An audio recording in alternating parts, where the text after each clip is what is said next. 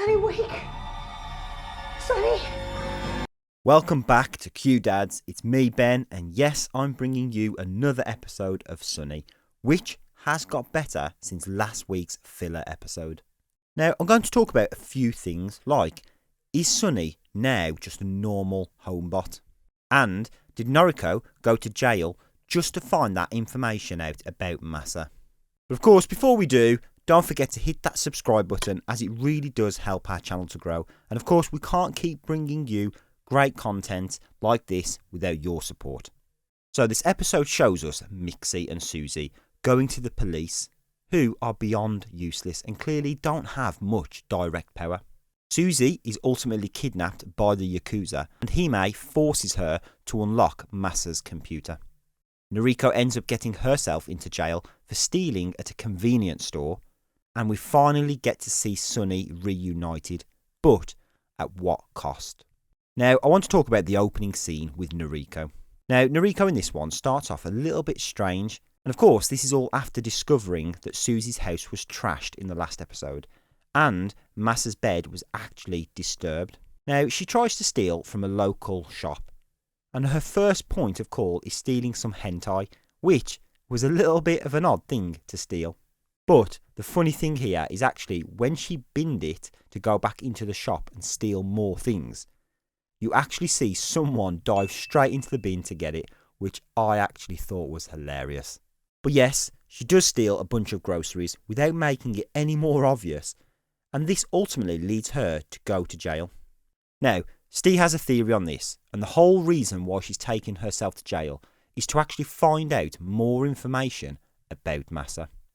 Now, we know that Masa has involvement with the Yakuza, which surely means that there's going to be other people in jail who have either had dealings with the Yakuza before or are still actually currently connected with the Yakuza. So, what are Noriko's intentions? Is this to understand if Masa is still alive, like I'm predicting, or is this to understand more about the endgame and why Masa was involved for in the first place, and what actually went down on Flight 4 Circle 5? And of course, how the Dark Manual can change that shift of power. Now for me, I think it's more of a safety tactic, as Suzie does mention towards the end of the episode that it's probably safer being in jail, which actually, if Noriko understands Masa's involvement with the Yakuza and knows what they're potentially up to, has she taken herself to jail for safety? Again, to be in prison rather than being on the streets. Now, Noriko did mention about seeing some of her friends' family in jail, which is why we believe that she has taken herself to jail to talk to these people, again, understanding more of a connection with Masa. But on a final note for Noriko, is that she asked for a shogi board. Now, is this because she needs to play someone in jail to earn that level of respect? Is it because there's some kind of actual Yakuza syndicate running the prison and her only way through is by playing shogi? Or is it something else? And does it potentially have a deeper meaning? Now, earlier in the episode, we saw Suzie get kidnapped by the Yakuza, and especially by Himé. And of course, Suzie in this moment actually understands Japanese, which of course is expected with her time living in the country. And she now overhears that Himé's father, the leader of the Yakuza, is now dead. Now, I am a little bit shocked at this, because we didn't get any kind of indication, or any motive, or any scene that just hints towards the leader's death. We're just told this information. But, of course, that does leave the position of power now open for either Himé or Jin. Now, bit of a slight prediction here.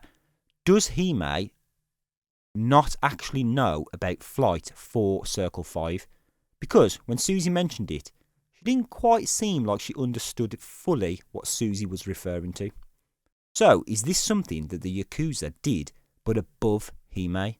Was Masa more deeply involved with the Yakuza than we even realise? Now, the question that we said from the beginning, is Himé over her head with all of this drama?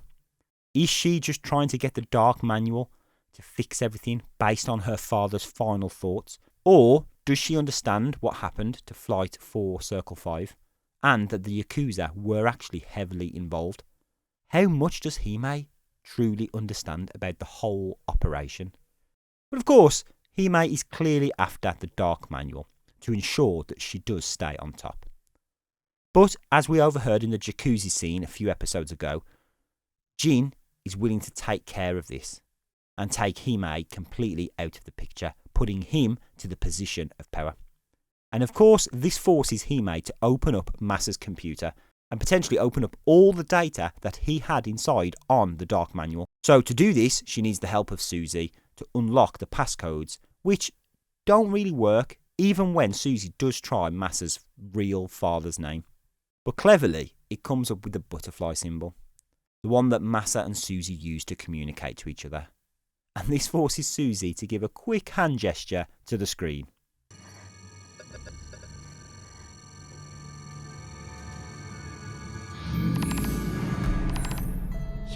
Now, of course, this opens the computer and we get to see the screen unlocked. But we don't actually see what was on the computer. Yes, we're obviously led to believe that it was the Dark Manual, but I think that they may have needed the help of Sunny in able to access these. I don't think Masa would have been silly enough to just leave the Dark Manual completely accessible on his computer. And of course, Sunny, through all of this, is just baffling. It looks like we've been seeing her get tortured as parts of her tend to arrive in pieces, which, again, is very unusual, as Sunny is technically a robot, not a human, so would it even cause pain? Just an unusual way of torture to me. But yet, Sunny isn't a normal homebot. Sunny is almost an ever-expanding, continuously learning AI, with what we presume to be the thoughts or feelings of Masa or Zen. And of course, Sunny does have the Dark Manual within her on that USB drive. Surely they need to connect that to Masa's computer in order for them to actually utilise this Dark Manual fully. However, by the end of the episode, we do see the return of Sunny. But yet she's all beaten and alone. And of course, we think she's in some kind of sleep mode. But actually, when Suzie tries to reactivate her, she doesn't come back on. She just collapses there and then. And of course, this makes us question for the next episode. Is Sunny going to wake up remembering all of this and all of that torture? Or is Sunny going to be a normal homebot and actually have no recollection of anything? And we've been saying all along that Sunny is either part Masa or part Zen. Now, when Sunny awakens, is that element going to be taken away? Is that the element they needed to fully access the Dark Manual? And of course, I do want to touch on Mixie just for a moment here, because Mixie seemed to get threatened by the Yakuza. But what does the Yakuza have on Mixie? Is there something to her dark secret, her past, that we're not quite sure of? Is her or her family connected with the Yakuza? I mean, I think I did mention that a couple episodes ago. Or are we just overstretching completely here and they have nothing on her and they were just threatening her to get to Suzie? And on one final note that Ste does want me to mention here is, why is no one using technology like text messages? Because there's been a few obvious points here, like when Mixie went to collect Sunny, or when the Yakuza turned up at her bar. At no point did she try and communicate to Suzie. She could have easily pulled out her phone, text Suzie and said, FYI, the Yakuza are here, or FYI, I've found Sunny. It just seems like we've gone to some kind of archaic means of communication and just completely ignoring this crucial point of communication. Anyway, as always, it's not about me, it's about you guys at home. So let us know your thoughts in the comments.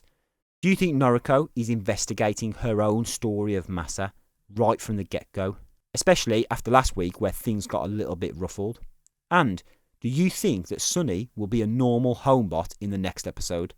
And do you think that she will remember the torture from the Yakuza? And of course, don't forget to hit that subscribe button, drop us a like, and as always, we'll catch you next time with something new.